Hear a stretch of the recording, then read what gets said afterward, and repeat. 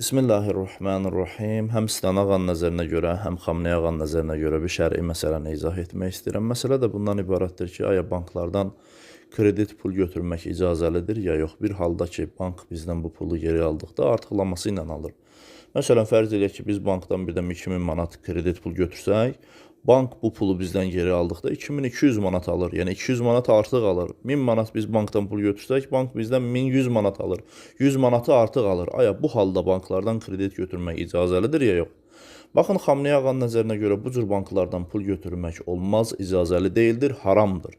Təkcə ağa bir halda icazə verir ki, o da zərurət halıdır. Deyir, sənə lazım olan, sənin zərurətini aradan aparacaq miqdarda kredit götürə bilərsən.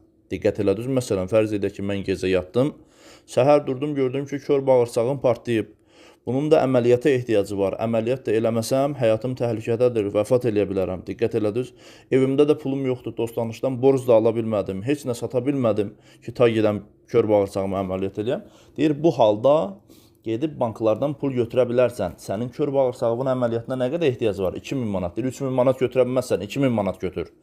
Hər nə qədər ki, sənin zərurətini ödələyəcək, həmin o miqdarı gedib bankdan götürə bilərsən. Amma hətta belə zərurət halı da olsa belə, ağa deyir ki, o əlavə ki, səndən alacaqlar, onu ödələməyi də qəsd eləmə. Hətta zərurət halında belə. Məsələn, fərz edək ki, mən 2000 manat getdim, kör bağırsağımın əməliyyatı üçün pul götürdüm.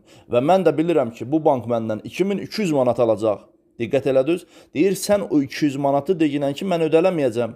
Mən 2000 götürürəm, 2000 də ödələyəcəm. O 200 manatı məndən güclə alacaqlar, abrımı aparacaqlar, zaminimi incidəcəklər, onda verəcəm. Diqqət elədiniz. Deyir, hətta zərurət halında belə bunu qəsd eləməlisən və sənə lazım olan miqdarı götürməlisən, əlavə götürə bilməzsən. Yenə də deyirəm, mənim kör bağırsağıma 2000 manata ehtiyacı var. Deyir, sən eləyə bilməzsən, 3000 götürəsən, 4000 götürəsən. Sənin zərurətin nə qədərdirsə, o qədər götürgünən, əlavə ödələməyi də qəsd etməyinən. Bu halda ağa icazə verir. Amma Sistani ağanın nəzərinə gəldikdə isə, Sistani ağa bankları bölür 3 qismə.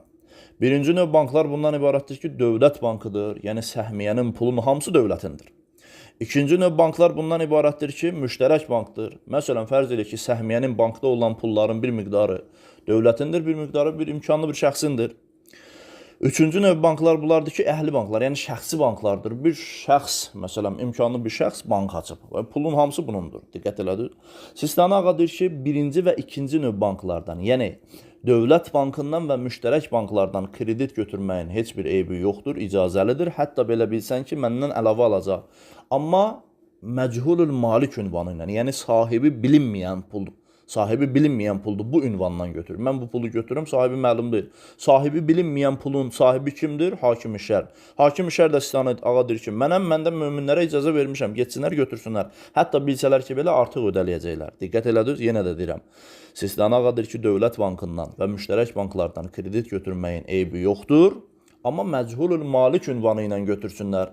O banka gedib müraciət elədikdə desinlər ki, məchul sahibi bilinməyən puldur. Sahibi bilinməyən pulun da sahibi mənəm, mən də icazə vermişəm, gedin götürün. Hətta artıq ödəsəz belə.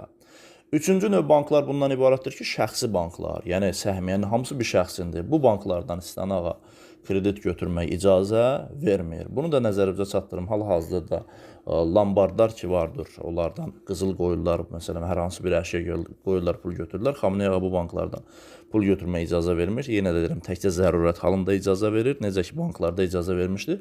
Amma Sistani ağa da lombardlar şəxsi olduğu üçün, şəxsi mülk olduğu üçün Sistani ağa da həmin banklardan, həmin o lombardlardan qızıl qoyub və yaxud da ki, hər hansı bir əşya qoyub pul götürməyə də icazə vermir. Vəssalamu aleykum və rəhmətullah.